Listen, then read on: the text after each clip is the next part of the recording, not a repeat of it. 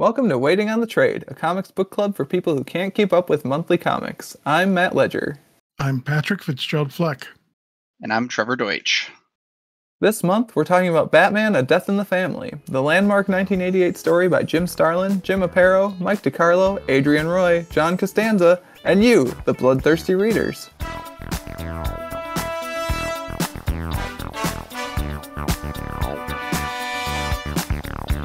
Now, in case you need a refresher, A Death in the Family is the story in which Batman readers narrowly voted to kill Jason Todd, the second Robin. In story, the Joker delivers Jason's denouement by beating Jason with a crowbar and blowing him up. This story has had a lasting effect on Batman comics and characters, and today we will finally definitively determine whether that effect has been good or bad. No pressure, gentlemen. We're gonna put this one to bed. But first, Trevor, welcome to Waiting on the Trade. How does it feel to be on this side of the podcast recording? I'm so honored to be on the illustrious podcast with both of you. Thank you. You should be. So typically I ask people why they brought the story they brought to Waiting on the Trade. I think this is the only story that you wanted to possibly discuss for Waiting on the Trade. Is that correct? It's very correct. There's just not a better story than this. There's not a... Yeah. Explain yourself. What gets better than Jason Todd, a crowbar, and the Joker? Just so impactful.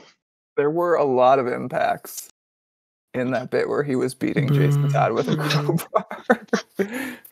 crowbar. Okay, so before we get into the real questions proper, I do have to ask you, Trevor, to get it on the record. Is Jason Todd your actual favorite Robin? Yes. How can you be so wrong? I think you've known me long enough to know that I'm pretty consistently wrong. I don't know if that's true. In this case, your taste is very off. Very off.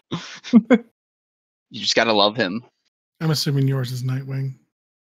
Right? Well, I mean, yeah. Well, no. So here's the deal. Actually, this is the podcast where I get to just launch into all my nonsense. I take it back. Never mind. Let's move on. We're unpacking it all today. Shit. I might never get another chance. We talk about a Batman comic like once every 4 years. We talked about Hush. It counts. It's fine. That was how long ago was that? Hang on. Now I'm opening up MattReadsComics.com. Your source for great comic blog posts. I have to click older posts once.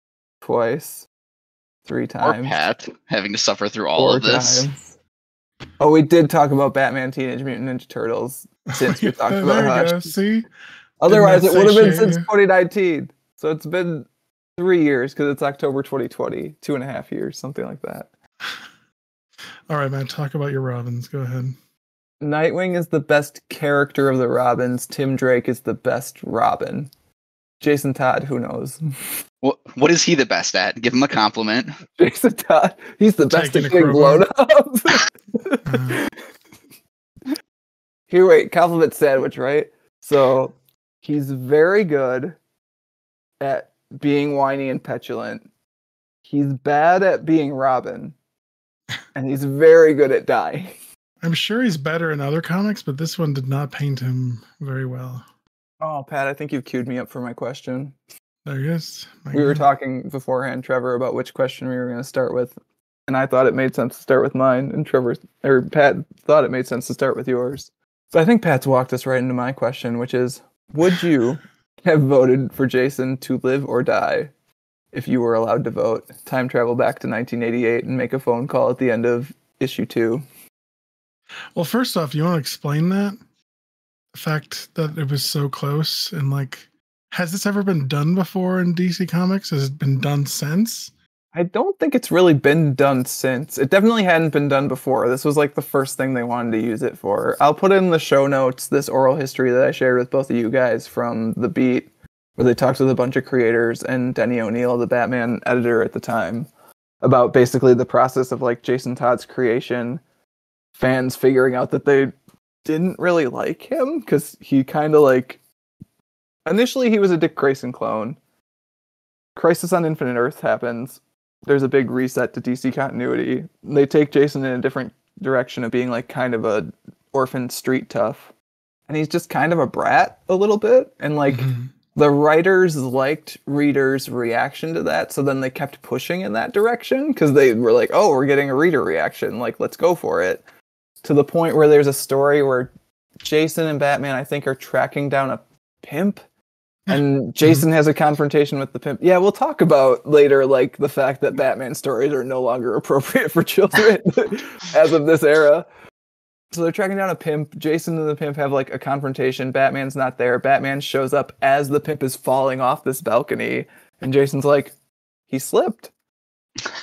Not my fault, man. It is notoriously slippery in Gotham. Right. So the writers kind of kept pushing in this direction to where like Jason wasn't really a good Robin, right? He's arguably a good anti-hero character, and we'll probably talk about that later. But he's not a good Robin. So they're like, okay, well, we've got this phone line idea, because I think they'd seen that SNL had done something about people calling in to like make some sort of decision on the show, and they're like, oh, we could try that. Like, what do we do? And they're like, well, we've got this thing we've been talking about in the Batman office anyways of like, should this character continue to be Robin? We could let readers vote on whether he should die or not. That's such a huge decision to make, though. It's crazy. It really is, right? It's in the oral history. Denny O'Neil says that he voted to keep Jason around basically just out of like convenience for himself. Like, he's like, if we kill Robin, that's going to make my job so much harder as editor of the Batman line. I'd really like to not do that. That's outstanding. Yeah, so they tossed this one up to the readers. I think it's 50 cents a phone call. They put an ad in the back of the second issue. So this is technically 6 issues worth of content. The first 2 are double-sized, though. So it works out to 4 actual issues of Batman. And at the end of the second issue, they publish this ad in black and white that reads, Robin will die because the Joker wants revenge, but you can prevent it with a telephone call. And it gives you 2 1-900 numbers. One you want to call if you want Robin to live, Jason Todd, not Dick Grayson. Dick Grayson's not in peril. Because he's not the best Robin? Well, he isn't Robin at the time. And he's also not hated by the fans. And another number you call if you want Robin to die, essentially. They say, and Robin will not survive, because you can't print and Robin dies, I guess, on this ad. So yeah, there's like 2 days, September 15th and September 16th, where people could call in, and a total of roughly 10,000 votes were cast, I believe. I'm trying to find the vote total now. And so there's 5,271 votes for Jason to live and 5,343 votes for him to die. So like one of the like most impactful story decisions in Batman history was essentially made by 70 people and possibly a robocaller, according to apocryphal accounts. Do you know what the automated message was? Because I would have loved if it was like Joker laughing for... No, I don't actually. Like, that would be something. Maybe I'll try to track that one down for the show notes too. But in all the write-ups I've read of it, because like this is a big deal, like write-up. Like I had a book when I was a kid that was like 60 years of DC Comics history, and there's like a whole 2-page spread devoted to like just this, where it's like, yeah, DC Comics killed Robin once. It's insane. Yeah, like it's not a minor plot point. It's crazy. Yeah, it's wild, man. So yeah, now that we have all the context, would you guys have voted for Jason to live or die? Which 900 number would you have called? Well, like I was saying, Jason was really annoying throughout this entire comic, and it's basically the only Jason that I know. And I texted you guys that it really pissed me off that like his motivation is to find his bio mother, but it starts with a flashback or like his background about his loving mother who died from a disease, loving her son. Jason just throws that love away and says, no, I must find my actual mom. It's like, fuck you, Jason. Throw it away. I think you're reading that a little harshly. How does he not throw it away, man? He doesn't have any living parents, man. He's like, oh, I might have a living parent out there. That's exciting, especially for like, what is he at this point? Trevor, you said he found Jason, that Batman found Jason when he was 12, so maybe he's 12 and a half now. Right now he's 12 and a half? Oh my God. Yeah, 13. I don't know. I think he's like 16 or 17. I was going to say, I usually imagine him as like 16-ish in this story, but... I mean, Bruce can't be the most loving parent ever, so he's got to find someone who loves him. This Bruce is actually like not even as cold as later Bruce, because turns out Robin hasn't died yet. So he's not quite as emotionally distant as he ends up becoming as a result of this story. I don't know. If it was framed as like I want a family member who's alive, that's something, but it was always about I want to find my mother. It just rubbed me I the will wrong say, way, Matt. having you already texted us that, and then I read the story the weekend after that, the panel where Jason just like runs up to her name is, gosh, I forgot his mother's name now. But he runs up to his real mother, and the panel of him finding her, he just embraces her out of nowhere and says, "Mother, mother, mother." It must be so creepy if you're Right? her. It's like She just goes with the flow, which is pretty surprising. she also takes it in stride when he just like conveniently becomes Robin in a panel too. Yeah, She's just like he just "Oh, gives that's cool. away everything. That's cool, bro. Come in this warehouse with me." A mother always knows. About you being Robin. But no, I mean, for both the fact that I'm not a fan of Jason in this comic and also just the story structure of the story, I think he needs to die, right? Like him going through all this, like getting beat to shit and then exploding. And then I saw the panel they were going to use if he did survive. And Batman's like, "Oh, he's alive. It's amazing." It's like, that's bullshit. That's just. I mean, it definitely is a better story for him having died. Like the confrontation in issue 6 definitely does not mean as much if Robin didn't die in issue 5, right? So I think he needed to die. I think for multiple reasons, Jason's fate was sealed. So yeah, I would have voted for Joker winning, I guess. Trevor, what's your vote? Oh, I'm definitely voting to kill him off too. If I'm calling in, he's dying. I just love that people had to pay for that privilege. And 50 cents a phone call, man. It's like $5 with inflation now. So I was looking at the apocryphal account of like a lawyer who apparently programmed his Mac to dial the kill number every few minutes, and apparently it was like only 85 votes. It's like, man, if it was today, like people'd be just like spamming that thing hundreds and hundreds and hundreds of times per second. Mm-hmm. So do you think they could run the same thing today? Would they let people vote to kill someone off like that?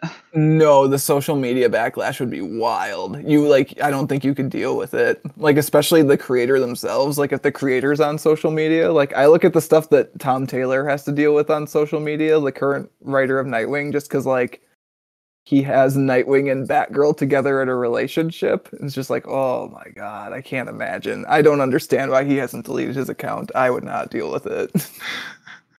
Well, I think just the logistics of it too would be a nightmare. So Marvel actually does one thing that's reasonably close currently, and it's every year they hold a vote to see who's going to be like one member of the next year's X-Men team. So like the current run of X-Men started X-Men 1, and like before they released X-Men 1, they let people vote for a member, and then before X-Men, like around X-Men 12, they let people vote again and pick one member of the team out of like 7 X-Men. And that usually goes well because it's a positive thing. But even then, like the X fandom's a little bit wild too. Like they really like their faves. So I think that gets a little hot on social media also. I'm mostly not on social media at this point, so I don't have a good beat on how it's going currently. But I remember the first couple votes being a little bit wild. I think more good-natured probably than what discussions of "you killed Robin" would be if it was today. Sure. I'm guessing you would save him as your vote?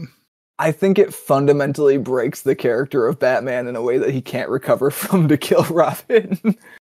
Like, in a way that the character's already trending that way in this. Like, they're breaking up a pedophile ring or like a child porn ring at the start of it, like, which the comic is probably not for kids at that point. But like, I think it just fundamentally alters the rules of the fiction in a way that are ultimately not beneficial to kill Robin, first off. And like second off, I think it makes such a lasting impact on all 3 characters if you consider just like the role of Robin to be a character. And I mean like the character of Jason Todd too. Like we'll talk about this, but like turns out comes back to life. Spoiler. Yeah, with that. Yes, sorry. Spoilers for comics that are respectively like what 40 and 10 years old or something like that, and 15 actually. Don't do that to me. I'm pretty sure Under the Hood's 2005. I was being generous. Oh, ouch. 18 years old. So I think it just like you definitely get good stories out of it. And I agree with you, Pat, when you say that this story is better for Jason having died. Like that final confrontation with the Joker at the end of this, which can't be a final confrontation because Batman comics are going to go on forever, like is enhanced by Jason being dead. Like there's real stakes there in a way that him like being in a coma, I think, would not have the same thing. But I think it also does just like fundamentally break the escapist adventure fiction to have Robin killed. And like it makes this might be a seg into Trevor's question, but like it also makes the Joker into such a big deal that like you can't push him back into like the like zany clown capers or whatever after this. Like he has to be the guy who like cripples Barbara Gordon, kills Jason Todd, and then kills Jim Gordon's wife. Like that's what he is now. Like he has to be a quote unquote big deal. You can never have just like a zany Joker crime spree ever again. I guess. I mean, Joker's crazy, man. He can do whatever he wants. Which is to say nothing of the fact that both of you just nonchalantly voted to kill a child. Yeah. And paid for the right to do so. And paid 50 cents to do it, too. Gladly. Yeah, I guess what are your, like, do you guys have thoughts on that as far as, like, is it too dark of a turn for Batman comics? Like, because part of it is, that I was thinking about, too, is, like, this was headline news, like, even at the time when comics weren't a thing. Like, this got people that had basically only watched the 1966 Batman show to be mad at DC Comics. They didn't even know which Robin they killed, right? The same way that I was just listening to the writer who had written the issue where, like, Joker gets pregnant that Fox News got all outraged about lately, like, talking about that. And he was getting letters from people where they were mad about him writing a movie. He was like, that's not what I do. But like, do you guys feel like this maybe pushes Batman stories in too dark of a direction, or were they going there anyways? Do you think, or like, has my ship sailed? Are comics just not for kids anymore? Like we're talking about a 1988 comic, though, right? I don't know. I have no context beyond this. What the tone of Batman was. I mean, Barbara is crippled at this point, right? So yeah, that has already happened. But they've made a decision. That's a weird one because it was like sort of out of continuity. I think this might be the first thing that brought that into continuity, actually. But anyways, that's maybe a separate discussion. But like, I don't know. Like this story is the reason that Robin can't be in Batman movies, kind of. Like, there's more than one reason for that. But are we gonna talk? Oh, is this the part where we talk about the fact that a man has young wards? Young boys with short shorts, yeah. Calling those shorts is generous. It's not even shorts. Just as Batman pulls him out of the rubble, like it doesn't even like he's not wearing pants. He's got underwear. There is a reason that basically since the New 52 reboot, every time they've drawn a Robin story set in the past, it's never had that costume. It's so funny. The 1940s were a more innocent time, you guys. You could get away with just wearing pixie boots and no pants. When you fought muggers and no socks mobsters. Either, just the boots. Crazy. The chafing he must go through. My God. The warts. Blisters, yeah. The fact that he's got him in a bright suit as well. Yes, like, he's wearing the dark colors and then the kid's wearing all the bright colors. So I have a volume of this that's like from 1988. It's like a 9th printing of whatever trade they must have rushed to print to basically capitalize on the fact that people wanted the story where Robin died. And I don't know if your guys has had this, but this one has like a fictional introduction by Professor Socrates S. Rodar from Gotham University, like with a weird like fictional overview of Batman history. And in it, it talks about like how like it's really weird that Batman just like ran kids out there in bright colors while he was skulking around in the shadows in a costume that actually made sense. No, I didn't have that. So but like, I agree. In the fiction, they're acknowledging this. Okay, cool. Bruce has his, certain tastes. Matt, as the resident Batman expert, why don't you tell us your thoughts on that? Which part? If it made it too dark, or if that's where it should have been going. I mean, it's obviously already going there at the time, right? But like, it definitely continues a trend that DC then spent a good chunk of like the 2000s trying to pull out of. Like, Pat and I were talking a little bit off mic about the Grant Morrison Batman run before we started recording, and like, so much of that run is just trying to pull Batman out of this just like emotionally distant grief spiral he's been in probably since The Killing Joke, but more notably, I think for Batman specifically, like this story. And there are bits of that run where there's a specific bit of that run where they're trying to make Batman clones. Like Darkseid is trying to make clones of Batman because he's like the physically perfect human specimen or whatever. And they try to put a print of Batman's consciousness into the clones, and the clones kill themselves because they can't handle the like amount of like torturous mental anguish they get when they get that. So like that's like, God, it's a children's story with characters in bright colors. He fights a clown, for God's sake. Like, I don't know.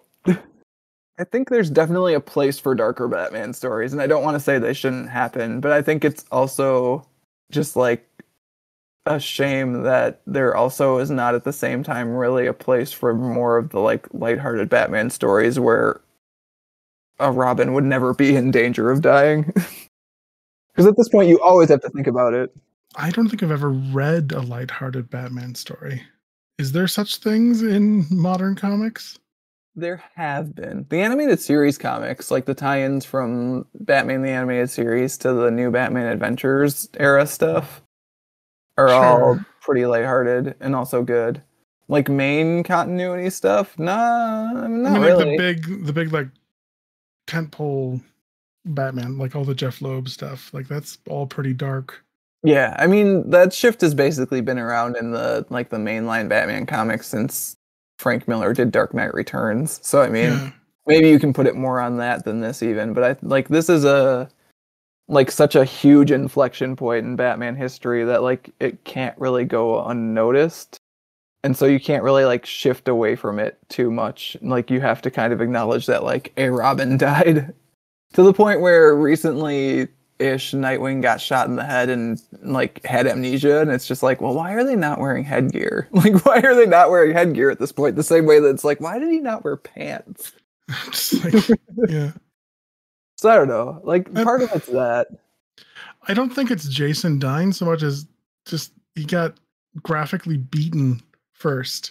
Oh, like, yeah. Like, it's very rough. They took their time to kill Jason. There's, like, 8 panels of the Joker sweating while he goes up and down and up and down and up and down with the crowbar. And that's not actually how Jason dies. Jason dies by getting blown up. Like, yeah, so then there's scenes with Jason all like beat to hell, crawling to his bio mom, who stood there and watched him get beat, by the way.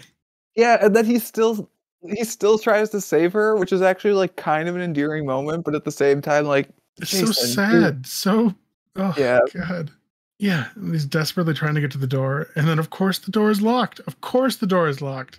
Joker always locks the door behind him, man. He wasn't born in the barn. Come on.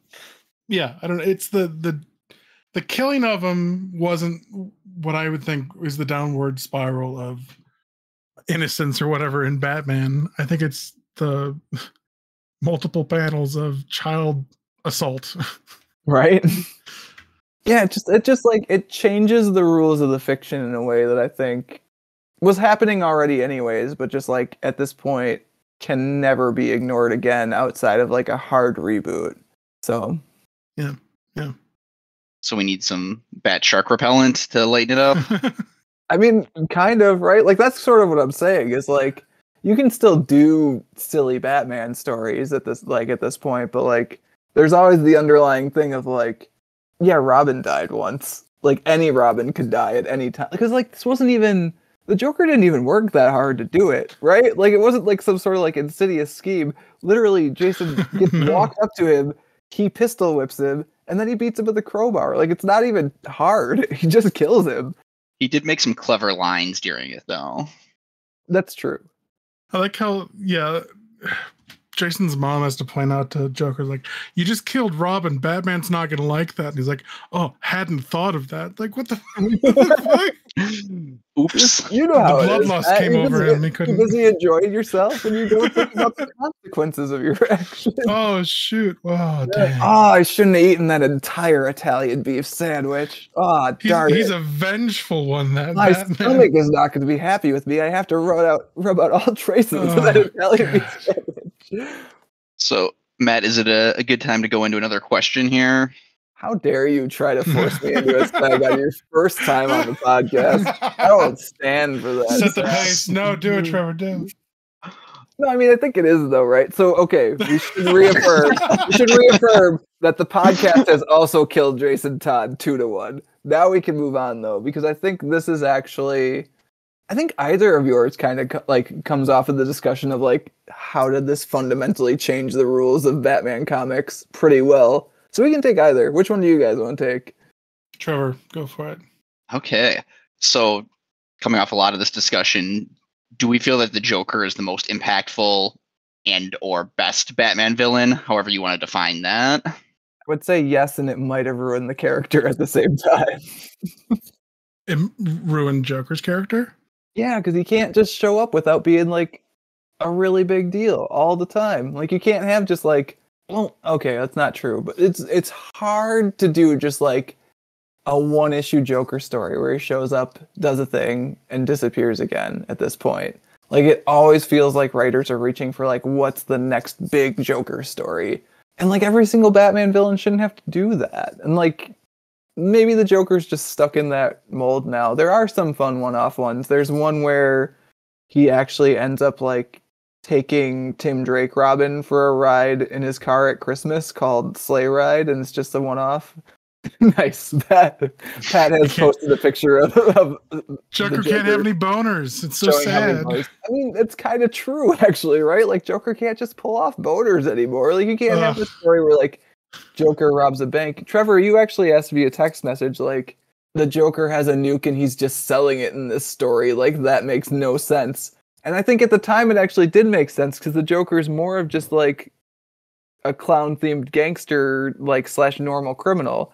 Now it definitely doesn't make sense. Like, the Joker would have to be doing something more impactful than just selling the nuke to terrorists. Trying to poison all of the UN isn't good enough for you? Come on. Well, Superman put a stop to that, so... He sucked it all up. He Kirby'd that shit. What a wild comic book this is. You remember that part of the story where the Robin dies, where Superman sucks a whole bunch of gas into his stomach and then flies off into the air? It's so good. Are you sure you don't mean great comic, Matt? I do think it's a good comic. I think, while we're on this topic anyways, the amount of coincidences it takes for this comic's plot to work is absolutely wild. You've got Jason just happens to wander by his apartment. His neighbor gives him the stuff. He sees that his mother is not his mother. He finds the 3 women. 2 of them happen to be in Lebanon at the same time. One of them happens to be connected to the Joker. Yeah, Batman is there for unrelated reasons and then meets up with him to find out that the person that he's looking for is the woman that Jason's looking for. That happens multiple times. And then Joker also just shows up out of nowhere. It's like, how small is the Middle East? So the first one, I'm like, okay, that's fine. I'll buy that. And like, then Lady Shiva's also in Lebanon, and you're like, well, maybe. It doesn't really feel like that's like how it would work, but okay, cool. The one that really breaks it for me is that the 3rd person on Jason's list is in Ethiopia, and Joker just happens to show up there because it's the person he's decided that he's gonna get money from. Yep. That's the one that puts me over. She had some Gotham reference, right? She was doing some surgery there. It's clearly logical. He could go anywhere in the world to get money from anyone, and he happens to show up in Ethiopia and talk to the person that just happens to be Jason Todd's mother. It's nonsense. It's more nonsense than the Joker becoming the UN ambassador for Iran, which Is I there am more willing to buy. So you said Joker is yours just because there's no way around it, is what you're saying, Matt? You're I mean, at this point, yeah, like there's no. I mean, there's a reason that like he shows up and he's always the yin to Batman's yang, and it's because he's been carefully crafted into that. But also in the comics, he's just done so much stuff, like crippled Batgirl, killed Robin, killed Jim Gordon's wife, shot the shit out of Huntress in No Man's Land. Oh, yeah, in the Snyder run, shows up and like makes the Bat family all mad at each other, and then shows up and like takes over the city and pretends to be immortal, but isn't really. But it's at the point in Joker mythology where Batman is like, or I guess Batman I think never quite buys it, but like the rest of the city buys that Joker might be this immortal being who's been around through time, because he like fakes a bunch of like old photographs, and it's like, oh my god, he's always been here. And then the one that's actually fun recently is Joker took over Wayne Enterprises and made it into Joker Enterprises and took control of Gotham City again. Because that's the stuff that Joker has to do now, though. It's like he can't just show up and do something small. He has to show up and do like big shit. And I think it's fine, but I think it's also worth acknowledging that you lose the ability to just do like Joker fish, which is Joker just like makes fish have Joker smiles and then tries to trademark them. Like that, I think that's gone now. I don't think you could do that anymore. Maybe you can, but it's like every time you look at it, you're like, oh yeah, he bought like he took over Wayne Enterprises once. Like he killed Robin once. Joker fish sound on par with that. Yeah. I mean, when a character is that insane, I think you can do whatever you want with him. A little bit. And Morrison kind of messed with that a bit in his run their run of like Joker is like super sane basically, and so like evolves a new persona every so often. And like that's the explanation for how he's so weirdly changeable. And that kind of works. You can get away with it, but like it takes finesse. Sure. Anyways, I have talked too much. What are your guys' opinion? Pat, let's hear yours. Yeah, I'm on record on this podcast. I think it was during Hush, probably. Can't imagine it came up with the Ninja Turtles, but who knows? I think Ra's al Ghul as Talia al Ghul is the quintessential Batman villain. It's just so good. It is a very memorable appearance of Ra's al Ghul as Talia al Ghul. It's so good. They make out a little bit. That's how you know it's Ra's. Trevor, I don't know if you've seen that episode of Batman Beyond, but basically Talia shows up to like give Bruce access to the Lazarus pits, and she's like, dude, you fought enough, like there's a new Batman, it's fine, like let's just be hot and immortal together forever. And he's like, yeah, I'll consider it, I guess. He goes and does it, and then you find out that Talia actually had Raish's mind imprinted on her, so she's actually Raish, and then she starts talking in Raish's voice. So like by that point, Bruce and Talia have definitely already made out. It's so good. I love it. So Raish has just always had a crush on Batman. Is that what we're hearing? Yes. I mean, that's true, right? Like, that's just canonically true. So either that or I like Clayface as a character. Like, Joker, I think, is the answer, but it's boring. Like, I don't really like Joker as a villain. There are so many more interesting Batman villains than Joker. So yeah, agreed. I mean, my actual favorite Batman villain is the Riddler by far, because like those stories are very fun. Like you get to, like you as the reader get to try to solve the puzzles along with Batman. Like there's not much more fun than that to me in Batman comics. But as far as like most impactful / best, it probably is Joker. There you go. Trevor, what do you think? That's the same page I'm on. I won't rehash everything we've talked about. I think, Matt, you listed like 20 reasons that it's him, and I think he just clearly is. I mean, we've had this discussion a little bit too while we've been stuck in a plane, and like we did a top 5. I think as far as most impactful, other arguments you could make are Raish and Bane. As far as like you remember their story moments, and they're kind of stuck in the continuity in a way that can't be unstuck very cleanly. Like, remember that time Batman's back got broken, or like remember that time there was a contagion that like took out 1/10 of Gotham. Bane is stuck even more than Joker, it feels like. I mean, you definitely know that better, Matt, than I do, but it seems like that was his high point, then you can't do anything beyond that. Yeah, it's kind of like the gimmick villain like curse, right? Like you were created to do this one thing, you did it, people liked you. They still want you around, but like you did your thing. What do you do now? No, I think Batman has probably the best DC Rogues gallery, right? Yeah. And then you're really only like fighting against Spider-Man for all time between DC and Marvel, Sure. which I think Batman still take it because like so many of his villains are so good and like maybe Green Lantern, but not really. no, how the Green Lantern bench is not deep. Like the Batman bench is so deep that I think Trevor and I were making our top 5 lists while we were flying, and like we had roughly 8 different villains in our top 5s each. Like, Yeah, it definitely goes deep. Trevor, is Joker also your favorite Batman villain? I would say yes. I probably more from the movies specifically, because there is that range of just ridiculous to and some of the more recent ones just really well done. So overall I would say yes. Who's your second favorite? It might be Harvey. Harvey's a good one. Yeah, see, like the Batman villains too, like they all have their own deal going on, and they also like kind of mirror Batman at the same time, like the really good ones. Yes, also Two-Face Pat. Sorry, these characters all live on a first name basis in my head, so it's just like, oh yeah, Harvey. So who's your least favorite villain too? Just to ask really quickly. Oh, I don't know if I have a least favorite, but I did get to point out to Kat the other week when we were at the Madison Comic Convention, Orca the Whale Woman, who I think is probably the most derided Batman villain in history. She is exactly what she says on the cover. She's a whale woman. And she is part of some Batman comics that were not written very well during a run by Larry Hama, who is a good comics writer, but did not make good comics at that time.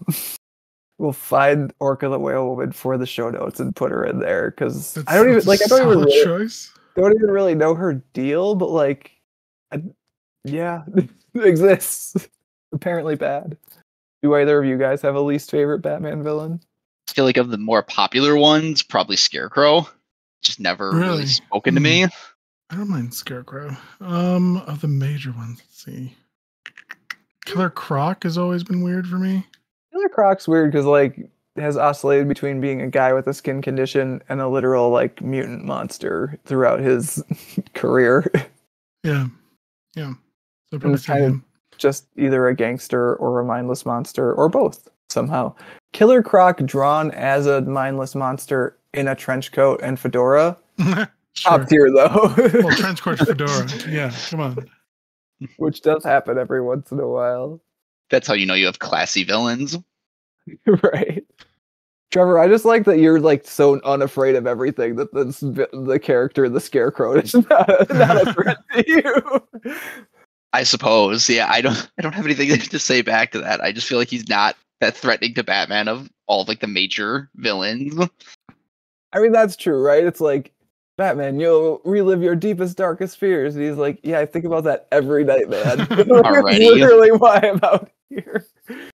Which does bring up the follow-up story to A Death in the Family, where Batman like gets gassed by fear gas because he's tracking down Scarecrow and the Joker at the same time during Nightfall. And the fear gas just pisses him off. And so he beats the shit out of the Joker while screaming Jason. Jason! Over and over and over again. Jason! That is funny. Yeah, the Scarecrow's whole deal kind of doesn't work on Batman, which I mean has to be true for the stories to work, but at the same time does make him a little bit less threatening. I get that. I understand where you're coming from. So it is like fear gas, laughing gas. I mean, come on. It's just something new. You can only get gas so many times in your life. So many different kinds of gas.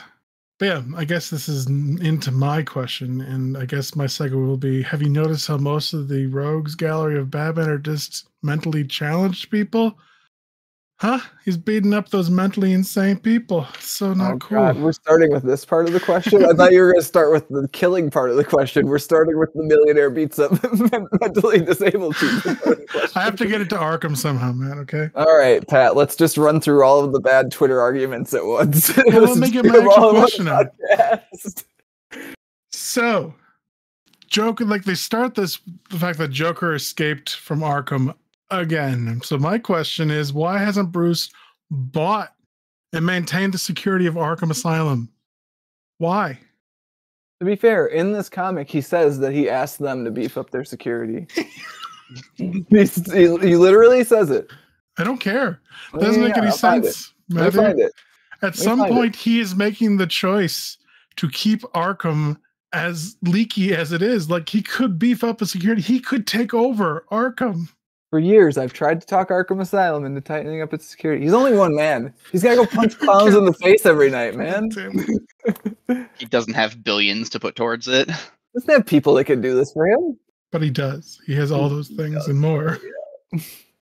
It's that stupid panel when they're in Ethiopia. He's like, I'll go back to Gotham and write them a check and forget about all this hardship that I can't change. It's like, fuck you, Bruce.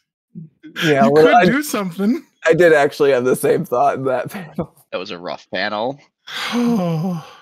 So yeah, maybe after the 12th time there's an outbreak from Arkham and hundreds of people, innocent people die, maybe Bruce could shill out the money to take over the security. Like, okay, maybe not even buy Arkham, just make a security company, that then takes over the security. Like, there's so many options. Show up and be like, hey, I noticed that you keep letting psychotic mass murderers escape every so often. We just wanted to help you with that. Free of charge.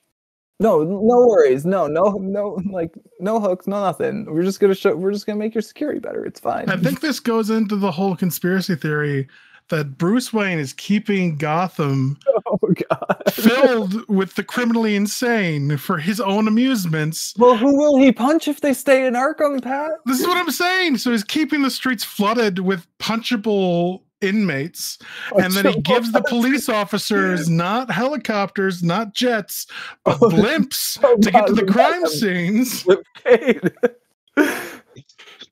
Trevor, I don't know if you're familiar with Blimpgate. It's the podcast theory that Bruce Wayne is deliberately underfunding the air unit of the GCPD and giving them blimps there. Helicopter. Yes, so I can be there and get out. They're not effective.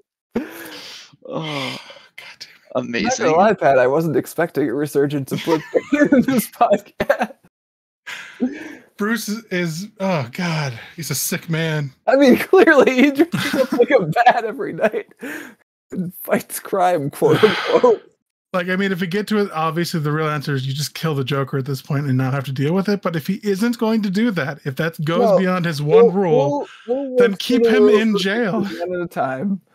Why hasn't he bought and maintained the security of Arkham Asylum? Why? Maybe that would draw too much attention to the fact that he's the Batman. That's when you have a subsidiary security company take over the security of Arkham. Also, is it his job to maintain the yes! security of Arkham Asylum? At this point, yes. Yes, it is. Do we know if it's a private institution or a city-funded institution? I think it's city-funded. So, I mean, can he even do it? He'd have to, get a city contract. Oh, how difficult for Bruce Wayne in Gotham to do anything. Whatever will he do? I think Bruce is actively making the choice not to beef up security in Arkham for his own interest. That's the only thing that makes sense. What if I told you that at one point Wayne Manor becomes Arkham Asylum? Do people escape from it? I don't remember. It was a weird time in Batman comics where they were focused somewhere else. So maybe they did in the other non-mainline Batman comics, but not, I don't think, in the series Batman did anyone escape from Arkham Manor, I believe they called it. But yeah, it makes no sense to me. And it gets into the other thing that makes no sense is why doesn't it kill people that need to be killed, Matt? So first off, I am going to take one more shot at you. Again? I'm going to take one more shot at your first question. They do eventually ship the Joker to a maximum security thing in Antarctica, and he still just fucks it up. I was like, does Bruce Wayne cover the security for it? I don't believe so. I think that's a U.S. government thing, actually, or some sort of world. It might be a world organization thing. Anyways, that leads to a crossover called Joker Last Laugh, where every single villain in the DCU gets Jokerized for a month. What the fuck? Which again, you can't do small stories anymore. The real answer, he doesn't get the security isn't beefed up because they need comic books to happen. But I mean, still, the fiction is where we're at, right? For that one, that one, I honestly don't have a great answer for you. Like the killing one, I think you can make a real argument of like a man should not be forced to have blood on his hands if he doesn't want to, and he doesn't want to. Like maybe he should want to. I get that argument. It's but like bullshit. How many lives is one Joker, like your one rule worth? Because he's watched thousands of people be slaughtered by this man. yeah, but he didn't kill them. He'd be killing the Joker, and that's not what Batman but does. he could have saved their lives by killing the Joker. Sure, but like Sure. Batman is like an extra legal creation of a person who is not mentally sound, and I think him embracing the fact that he doesn't want to kill people is probably fine. Like if the Batman started killing people, I think he would not be allowed to exist in Gotham City anymore. I don't know. There's an argument to be made that what he's doing is much more violent than just killing them. Like he's brutally beating them. That's like a rules of the fiction sort of thing. I think more than like you can take it realistically, I guess, but like in this comic book they talk about this person's going to have to be in traction for the next 6. So he knows what he's doing isn't something these people are going to like. He's messing up their lives for the rest of their lives with the injuries he's inflicting. No, just for a few months, Pat. Maybe. I don't know, man. There is I think it's a Pete Tomasi written story in Batman and Robin, like New 52 era, where there's just a gang of criminals that's people that Batman has fucked up. Like one of them has a batarang sticking out of his head or something. So like again, the rules of the fiction have been pushed in such a way that like it does need to be acknowledged in universe. So ridiculous. Yeah. So in universe, has Bruce beat up more people or has Joker killed more people? Oh damn. I mean, Joker's probably killed more people, right? Like Batman's usually one at a time, whereas Joker could just gas the entire city or whatever. Yeah. But let's not kill that guy. Just to say nothing of it. Just to say nothing of when Joker gained like multiversal omnipotence for a minute because he stole Mr. Miggs's Pitlick's powers. I wondered if you were going to bring that up. I wondered if you were going to bring it up. Oh god, it makes no sense. All right, well. No, but I mean, for the rules of the fiction to continue, like this could be the last Joker story. Like in a story that ends in like a manga, where like you know it's going to end at volume 50 eventually, maybe. Like this could be the last Joker story, and it would be fine. Like it'd be a weird ass way to send him out a little bit, but like it would be fitting in the same way that you were talking about. Like Robin has to die for this story to work. Like the Joker being dead at the end of this story would be completely fine if Batman comics didn't have to run for the next 40 years. Comics ruin comics, man. Let me tell you. I mean, there's that. Corporate bullshit. Comics, I guess is where we're at. Oh man. But yeah, I mean, like the killing rule, I think actually makes sense in the like in universe as Batman as a person. The Arkham Asylum security stuff. The like, why doesn't someone else kill the Joker? Like, how many? Like the people of Gotham City. I think Gotham City has the death penalty canonically. Like they could do it. They can do it themselves. Does Superman kill people? Once, and it made him like so mentally anguished that he had to run away from Earth.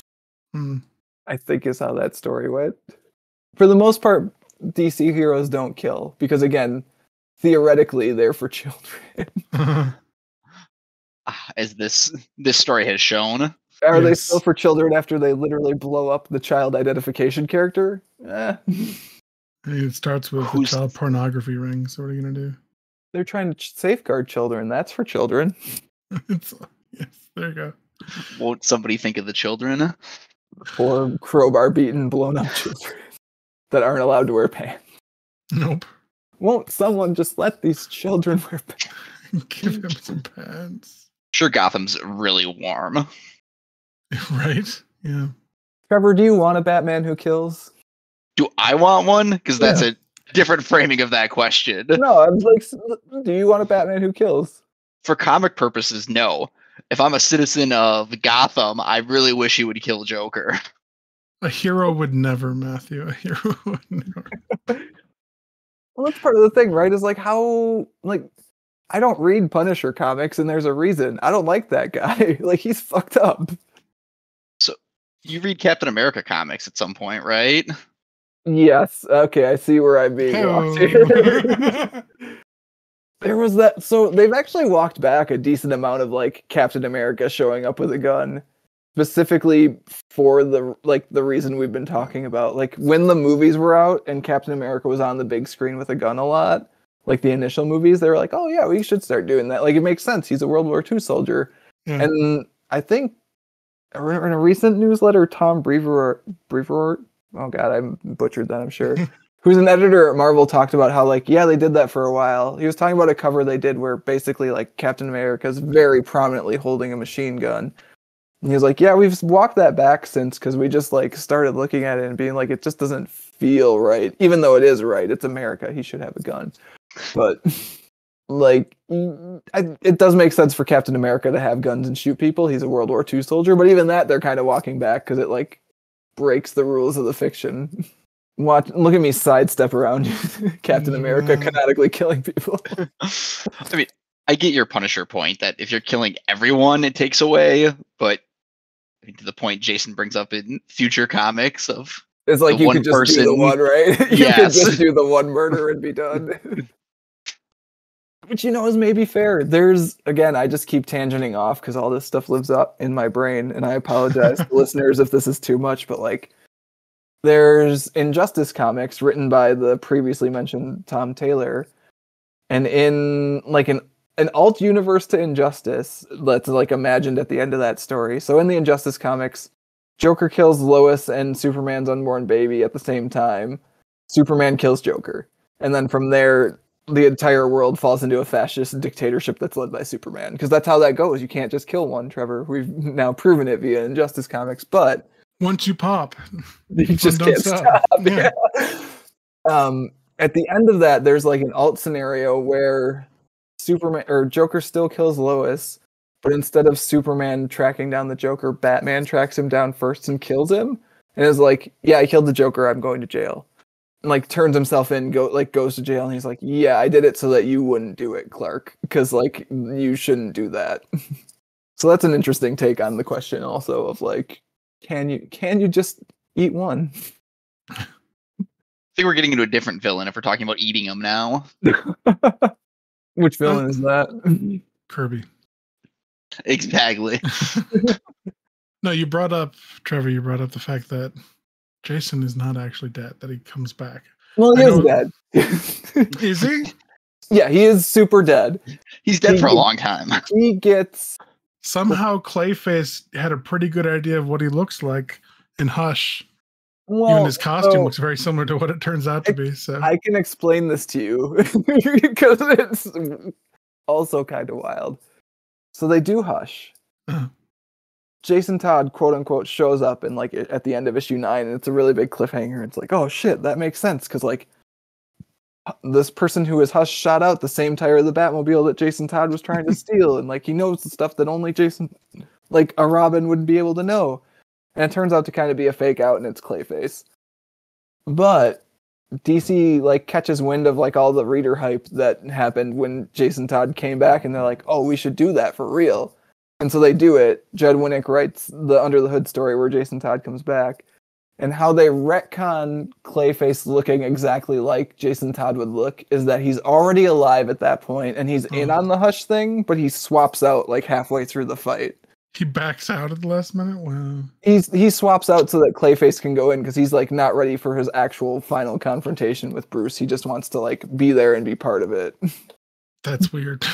Trevor, meanwhile, has posted the 6 panels of the Joker just going whack, whack, whack, whack with the crowbar here in Discord.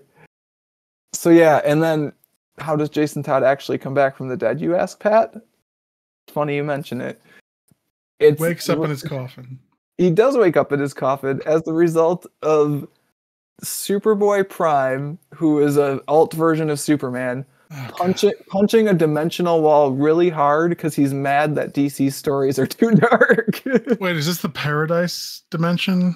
Yeah, from the end of Crisis on Infinite Earths, which then shows up in Infinite Crisis. Yes.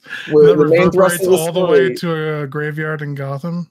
Yep. Yeah, which you were talking about the animated movie version of Under the Hood a little bit before we recorded, and in that version they very cleanly swap Superboy Prime's reality punching with a Lazarus pit, which they also end up using in the story. Like Jason comes back and he's like not quite all there, so they put him in a Lazarus pit to bring the rest of him back to himself. There you go. And Under the Red Hood, they're just like, it's just a Lazarus pit, which makes so much more sense. Makes so much sense. To tie a Batman story to interdimensional super teen punching. Yeah, that's silly. That's an accurate description of those stories, right, Trevor? You've read most of those. I think so. I love that we just got to bring the greatest villain ever, Superboy Man Prime, into this too. Like, this is the best episode ever.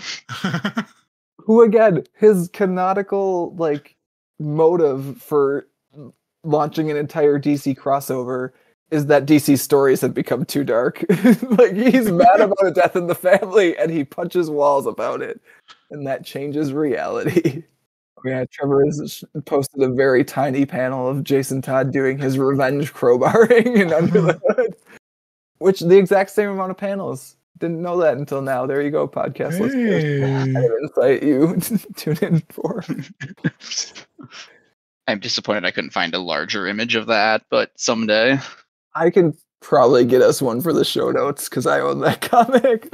If one doesn't exist online, I can make one exist online. The hero Gotham needs. But not the one it deserves. It Well, boys, I thank you for engaging in these wonderful digressions with me. We should give the listeners some recommendations for stories they would enjoy if they enjoyed this story. I think, Trevor, you have probably the cleanest follow-up recommendation. Yeah, I'm going to go with Under the Hood. I know we've referenced it a few times tonight, but that is the story where Jason Todd comes back. I found it very entertaining, and you do get to see Jason beat Joker with a crowbar, which is just outstanding. Apparently the exact same number of panels of being beaten with a crowbar. So I just don't know what else you could want out of a comic. And the exact same cadence. I'm looking at it here, and it's raise the crowbar, lower the crowbar, raise the crowbar, lower the crowbar. It's the exact same bit, just vertically instead of horizontally. I love the comments Joker has afterwards when he's taunting Batman as Batman's trying to save him from being killed by Jason Todd. And then Jason does make the point of, why couldn't you just kill him? You know, all the people he's killed, and he killed me. Yeah, and he's not talking about, hey, you have to kill every single criminal ever, but like, hey, he killed your adopted son. Maybe you could just get rid of that one guy. Which, again, I think is a valid point. So that story is good. I reread a good chunk of it like last year, and it holds up. There are bits of it that are more like popcorn than philosophy, but there is also a bit of philosophy in it too. So I like him as the Red Hood. That's kind of my opinion, at least, the Batman if he would kill. So I feel like he does that decently. I'm sure he goes off the rails in future comics, but thankfully I have not read those.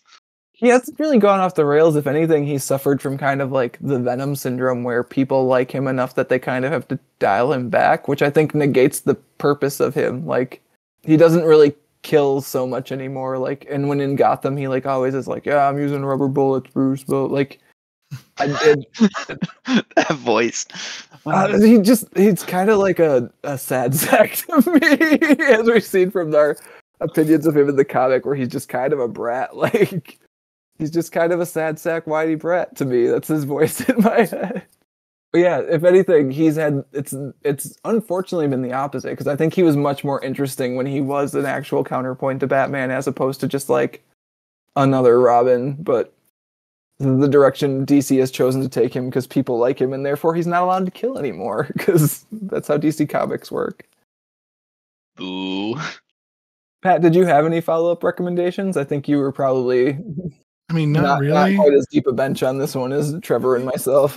Yeah, I mean, you know what? If you want Batman that has a couple of zany things going on, All-Star, Batman, and Robin, just give that a read. And know that there's better Batman stories out there. It is actually a semi-fitting story, because I don't think you can get that story without this one. Like, I don't think you can get a story where Batman takes in an 8-year-old Dick Grayson, shoves him into the back of the Batcave, and lets him feed himself on rats without Robin having died first. See? There you go. So I think it is actually a fitting recommendation. I would say, if you're going to do All-Star Batman and Robin, only read the issue where Batman paints himself, Robin, and an entire room yellow to stymie Green Lantern. And a glass of lemonade. Oh, it's so good. Because the rest of it's bad, but that's actually hilarious. All right, man, what's an actual recommendation? I mean, you both had good recommendations. I think both of those are fine. I would toss in, if you like this era specifically and you want another like semi-wild Jim Starlin and Jim Aparo story, about 10 issues before this, there's a 3-parter called Batman 10 Nights of the Beast, where, again, it's a product of its times. An assassin from the Soviet Union whose name is the KG Beast. Wow. I think his name is the Beast, but like his nickname is the KG Beast. But KG Beast. His nickname is longer than his actual name. Good. I mean, KG Beast is a rad name. He's like, he's like sort of Bane before Bane shows up, in that he's just like this big, strong, tough guy who's like unstoppable.